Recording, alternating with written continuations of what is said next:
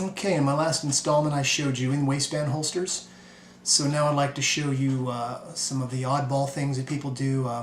Shoulder holsters, off-body carry, a few of the things that I've tried. And well, let's take a look at those and see what those look like. Okay, here's a Mitch Rosen shoulder holster. 2-mag pouch for 1911. This is Commander in it. You can see how the straps cross in the back. A lot of guys say, oh, these are so uncomfortable, and they can be. This is the only one that I can speak from experience with. I wear this all the time. It can get uncomfortable. One of the secrets is to wear a tight shirt under it, because the straps will tend to move. The weight will pull it down as you're moving around, and it'll bunch up around here.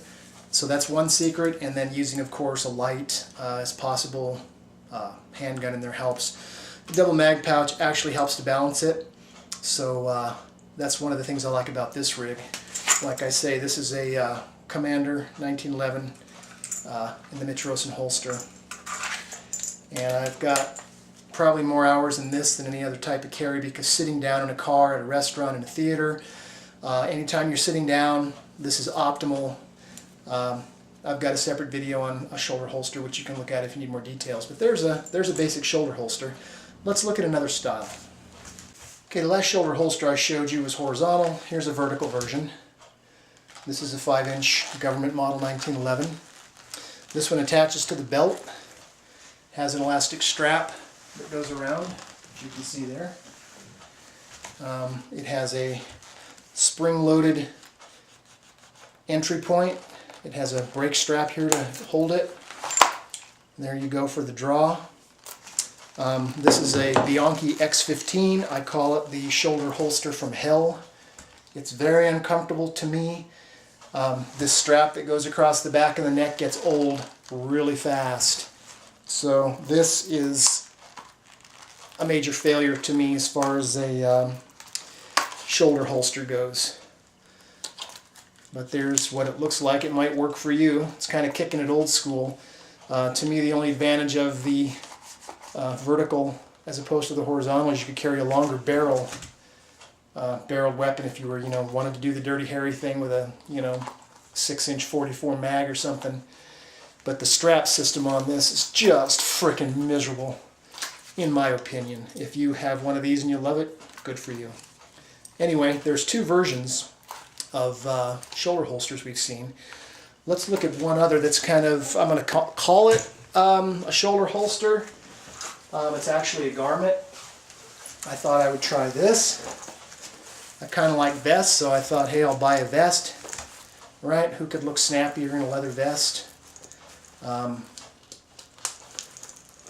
of good for autumn and whatnot. I thought this would be a great option for carry. It's actually not bad with the right weapon in it. It's got a pocket here that unsnaps, and then inside you can carry something light. Okay, here I'm carrying my Model 642 Smith 38 Special. The reason you want to carry something light is this sucker, once again around the neck, it tends to migrate like that. So even with a light pistol in it, it tends to pull down on one side, so I really don't care for this too much. The pockets are reinforced so they don't print, which is nice, and they're big, so you can get a very large handgun in on one side, and anything else you want to carry on the other side. So it's a pretty nice vest, but as a carry option, not my favorite. I find it kind of annoying. So for me anyway, this is another fail. Okay, but it's a nice vest. So this has seen very little wear. Okay, let's get to some off-body carries. Who can resist the man purse? I've got the camouflaged man purse. What could be cooler, right? It's padded on the back. It's got a big strap. It's got a place to run your belt through. Where is it? I know it does. Right here.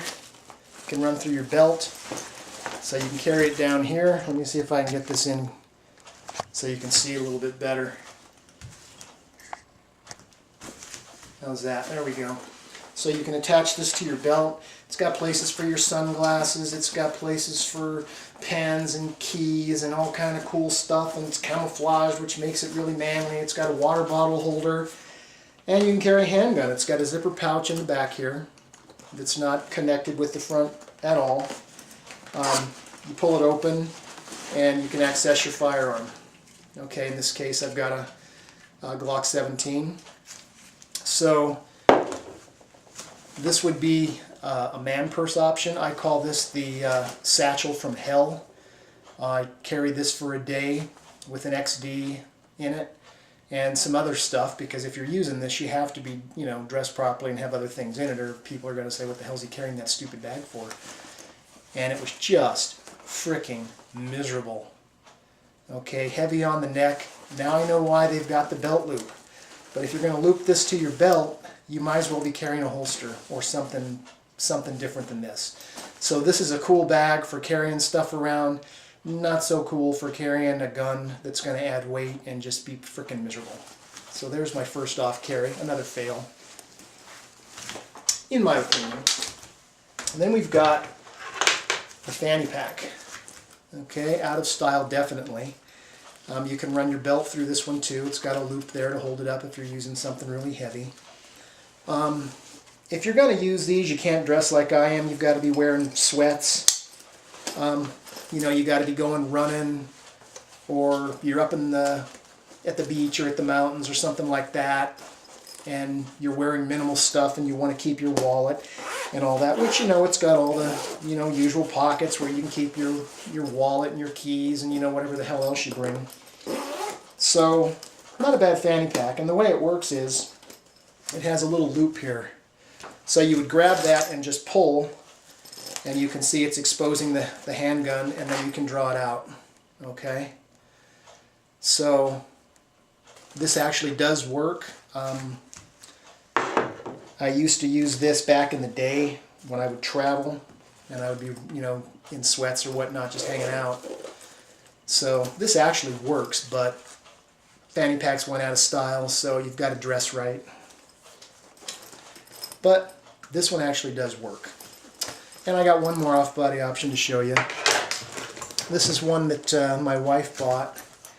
Same idea. This is an actual woman's small purse, if a woman could actually get all of her stuff in here. It works the same way as the fanny pack. It has a lace you pull, and you've got your compartment here for your handgun, and you can move stuff around just like the fanny pack for different size weapons. Something smaller and lighter obviously is better. You know, you're not going to get a G17 in here. So this is kind of a nice option if you're a woman. I don't know how it is to carry, because obviously I've never used it, and neither is she. She was going to use it and then got a different job and didn't feel the need to carry anymore, so it's never actually been used. So there's a few ideas for you. Okay, that kind of concludes my How You Gonna Carry It series on concealed carry. I think the next video I'm going to do is selecting a handgun. Now, of course, all this stuff is for beginners. You know, if you've been around a long time like me, you've already made all these mistakes, and I've showed you I've got the box of holsters that didn't work.